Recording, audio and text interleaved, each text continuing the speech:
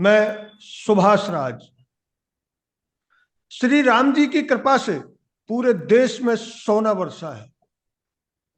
सोना बस्तियों में नहीं, बाजारों में बरसा है, क्योंकि श्री राम मंदिर प्राण प्रतिष्ठा समारोह के उत्साह में लोगों ने जमकर खरीदारी की। इस मामले में सोना कितना बरसा है और किसके हिस्से कितना आया है, इस पर हम सीधे वहीं चलते हैं जहां सोना बरसा है, यानी जयपुर के सबसे पॉश इलाके जिसमें 10 मॉल हैं, विद्याधर नगर के सेंट्रल स्पाइन व्यापार मंडल के उपाध्यक्ष कृष्ण कुमार अग्रवाल से। ये हमें बताएंगे कि सोना किसके कितने हिस्से आया। तो फिर सीधे कृष्ण कुमार जी से। कृष्ण कुमार जी नमस्कार, हिंदी हेडलाइन में आपका स्वागत है। नमस्कार जी। आप बताएं अपने बारे में, कार्य क्षेत्र के बारे में बताएं, वर्तमान में क्या कर रहे हैं आप? मेरा परिचय, मैं कृष्ण कुमार गुप्ता, उपाध्यक्ष सेंट्रल स्पाइन व्यापार परिषद। मेरा वर्तमान में रियल एस्टेट का व्यापार है और हम लोग यहाँ पर 2003 में सेंट्रल स्पाइन बना था, तभी से यहाँ पर व्यापार कर रहे हैं।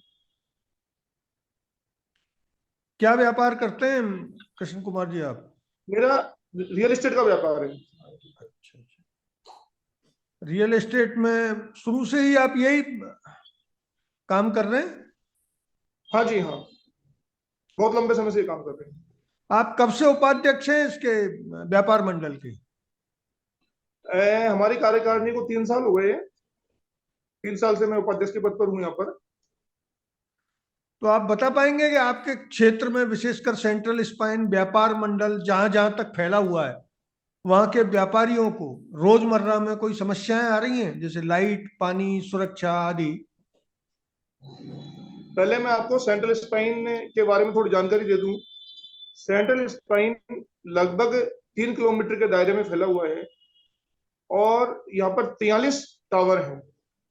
टावर की बनावट इस तरह है जिसमें नीचे दुकानें बनी हुई हैं और ऊपर रेजिडेंस है। लगभग 43 टावरों में 5,000 दुकानदार व्यापारी अपना व्यापार कर रहे हैं, जिसमें सभी अच्छे स्टोर्स हैं, ब्रांडेड शूज की, कपड़े की, ज्वेलर्स की, सभी तरह की दुकानें यहाँ पर उपलब्ध हैं। तो निश्चित तौर पर जैसा आप बता रहे हैं कि एकदम पॉश इलाका है, और वहाँ इसीलिए हमने शुरुआत में जिक्र किया कि जहाँ सोना बरसा है वहीं चलते हैं। तो कृष्ण कुमार जी, आप ये लाइट, पानी, सुरक्षा की कोई समस्या है आपके इलाके में या नहीं? नहीं, ऐसी कोई समस्या यहाँ पर नहीं है। लाइट पानी प्रॉपर है। सुरक्षा की दृष्टि से थोड़ा सा, चूंकि बड़ी बड़ी सड़कें हैं, थोड़ा कुछ खुली हुई सड़कें हैं, तो कुछ नशेड़ियों का जमावड़ा जरूर यहाँ रात को हो जाता है। लाइट पानी प्रॉपर है, सुरक्षा को लेकर थोड़ी समस्या है। व्यापार मंडल के जरिए आपने अब तक कोई कार्य करवाए हैं, या आपके व्यापार मंडल ने किसी तरह कोई कार्य किए हैं, या कोई आगे करने का प्लान है जिससे व्यापारियों का हित सधे या व्यापारियों को सुविधाएं मिले? व्यापार मंडल के माध्यम से यहाँ पर समय समय पर चिकित्सा के हम कार्यक्रम करते रहते हैं, चिकित्सा के कैंप लगाते हैं। दीपावली पर दीपावली कार्निवल करते हैं, होली मिलन समारोह करते हैं। अभी 22 जनवरी को श्री राम जन्मभूमि अयोध्या में प्राण प्रतिष्ठा के दिन हमने यहाँ भव्य आयोजन किया। 31,000 दीपकों से हमने यहाँ दीपमाला सजाई और आसपास के क्षेत्र, मुरलीपुरा, शास्त्री नगर, जोटवाड़ा, वहां तक हम अप्रोच करते हैं कि वहां के जो आम नागरिक हैं वो यहाँ पर आवें, हमारे कार्यक्रमों को देखें, यहाँ पे खरीदारी करें और व्यापारियों को उसका लाभ मिले। तो कृष्ण कुमार जी, क्षेत्र के पार्षद और विधायकों का व्यापारियों की कोई समस्याएं और कुछ डेवलपमेंट के लिए जब कभी आप उनसे मिलते हैं तो कैसा रुख है उनका सेंट्रल स्पाइन व्यापार मंडल के प्रति या व्यापारियों के प्रति?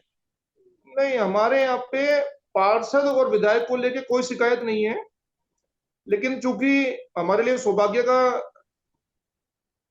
दिन है कि हमारे यहाँ के जो विधायक हैं वो उप मुख्यमंत्री भी हैं और वित्त मंत्री भी हैं और पर्यटन से भी जुड़ी हुई हैं। तो उनसे जरूर मैं एक मांग करना चाहूंगा आपके माध्यम से कि सेंट्रल स्पाइन 3 किलोमीटर के दायरे में फैला हुआ है। पर्यटन की दृष्टि से सेंट्रल स्पाइन आने वाले समय में बहुत अच्छा हो सकता है। तो आपके माध्यम से मैं हमारे मुख्यमंत्री दिया कुमारी जी से निवेदन करना चाहूंगा कि पर्यटन की दृष्टि से सेंट्रल स्पाइन को इस तरह से बनाया जाए कि जयपुर से बाहर के लोग भी यहाँ पर आकर के और इसका यहाँ पर घूमे, खरीदारी करें। कृष्ण कुमार जी, आपके क्षेत्र में पुलिस व्यवस्था और अपराधियों पर नियंत्रण, इस मामले में क्या कैसा महसूस करते हैं आप और आपके साथी व्यापारी? पुलिस व्यवस्था हमारे यहाँ बहुत अच्छी है। अपराधियों जैसी ऐसी कोई विशेष समस्या यहाँ पर नहीं है। लेकिन नशेड़ी, क्योंकि सेंट्रल स्पाइन में खुला एरिया बहुत है, तो रात के समय नशेड़ी आकर बैठ जाते हैं, जिससे यहाँ पर आने वाले ग्राहकों को परेशानी होती है, महिलाओं को दिक्कत होती है। समय समय पर हमने हमारे लेटरहेड पे लिखकर थाना इंचार्ज साहब को दिया भी कि साहब नशेड़ियों से हमें यहाँ दिक्कत है, इन नशेड़ियों की पकड़ भी करो। आते भी हैं, वो नशेड़ियों को पकड़ते भी हैं, गश्त भी करते हैं, रात रात को गश्त भी करते हैं। लाइटों की भी प्रॉपर व्यवस्था हुई है पार्षदों के माध्यम से, विधायिका के माध्यम से, लेकिन फिर भी रात्रि गश्त की भी आवश्यकता है यहाँ पर। यानी आप भले ही इसको कंबल में लपेट कर कहें, लेकिन क्षेत्र में रात्रि गश्त थोड़ी कमजोर है, ये कहा जा सकता है। बिल्कुल सब, नशेड़ियों का कोई मतलब अभी ऐसा इलाज हो नहीं पाया यहाँ पर, वो समस्या है यहाँ पर। कृष्ण कुमार जी, आपको अगर देश की बागडोर दे दी जाए तो आप ऐसी कौन सी समस्या है जिसको सबसे पहले जड़ से मिटाना चाहेंगे? साहब, देश की बागडोर की हम बात करें, एक व्यापारी होने के नाते मैं तो एक ही चीज कहूंगा, टैक्स का जो जटिल प्रक्रिया है उसको सरल बनाया जाए। एक व्यापारी टैक्स देने से कभी नहीं डरता, वो चाहता है कि टैक्स दे। टैक्स व्यापारी देगा तभी देश का विकास होगा। लेकिन टैक्स की जो जटिल प्रक्रिया है, इंस्पेक्टर राज है, जो इंस्पेक्टर आकर के दुकान पे खड़े हो जाते हैं, व्यापारी के सिर पे खड़े हो जाते हैं, उससे व्यापारी को बड़ी तकलीफ होती है। तो मैं तो ये चाहूंगा टैक्स की प्रक्रिया को सरल किया जाए, व्यापारी को टैक्स देने में कहीं दिक्कत नहीं है। सरकार जो व्यापारी को चोर समझती है, इस परिभाषा को बदला जाए। व्यापारी कतई चोर नहीं है, व्यापारी टैक्स देना चाहता है। तो ये तो बड़ी अच्छी बात है कि आपके क्षेत्र की विधायक ने सिर्फ उप मुख्यमंत्री हैं बल्कि वित्त मंत्री भी हैं और बजट आने वाला है। क्या आप उनसे ये मांग नहीं करेंगे कि वो टैक्स प्रक्रिया, विशेषकर स्टेट लेवल का जो इंस्पेक्टर राज है, उसको कम करें? ये सब हमारे लिए सौभाग्य की बात है कि हमारी उप मुख्यमंत्री, हमारी विधायिका भी है, वित्त मंत्री भी है। टैक्स में हमें रियायत नहीं चाहिए, हमें टैक्स का सरलीकरण चाहिए। टैक्स को सरल बनाया जाए, इंस्पेक्टर राज को खत्म किया जाए। टैक्स तो हम दे रहे हैं, हम टैक्स देने को तैयार हैं, लेकिन हम जो टैक्स देते हैं उसका हमें लाभ भी मिले, हमें सुरक्षा मिले, हमें यहाँ पे साधन मिले, सरकार की तरफ से हमें सुविधाएं मिले, तो हम टैक्स देने को तैयार हैं। हमें टैक्स में रियायत बिल्कुल नहीं चाहिए, हमें टैक्स का सरलीकरण चाहिए, टैक्स को सरल बनाया जाए। ये हम वित्त मंत्री जी से मांग करते हैं इस चीज की आपके माध्यम से। चलिए कृष्ण कुमार जी, तो आप चूंकि बिजनेसमैन हैं, तो आपकी फीलिंग कैसी है कि आम आदमी या आपके बच्चे नौकरी करें या बिजनेस में ही आए? देखिए साहब, हम तो यही चाहेंगे कि हमारे बच्चे बिजनेस करें। सर्विस सबको संभव भी नहीं है देना गवर्नमेंट के लिए। एक व्यापारी बहुत से लोगों को रोजगार देता है, तो हम तो ये चाहेंगे हमारे बच्चे व्यापार करें, बिजनेस करें।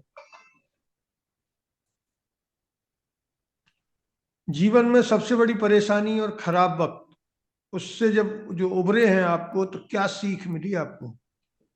क्योंकि सबसे तब सबसे बड़ी परेशान, परेशानी और खराब वक्त हर किसी के जीवन में एक बार जरूर आता है। अगर व्यापारी की दृष्टि से या सामाजिक दृष्टि से मैं देखूं, तो सबसे जो परेशान वक्त था वो कोरोना का था। कोरोना ने व्यापारी की कमर तोड़ दी, पूरे समाज की कमर तोड़ दी। बहुत खराब वक्त था, भगवान ना करे वो वक्त दोबारा आवे। बहुत ही बेकार, मतलब जिंदगी से इस पन्ने को फाड़ के फेंक दें, तो ही ज्यादा अच्छा है। कृष्ण कुमार जी, अब आप आम आदमी के लिए क्या क्या करें जब उसको लगातार समस्याएं आती हैं? वो अस्पताल जाए तो समस्या, वो कहीं किसी सरकारी दफ्तर जाए तो समस्या, तो उसको क्या करना चाहिए इन हालात में? साहब, मैं नहीं समझता कि किसी को कोई समस्या आती है।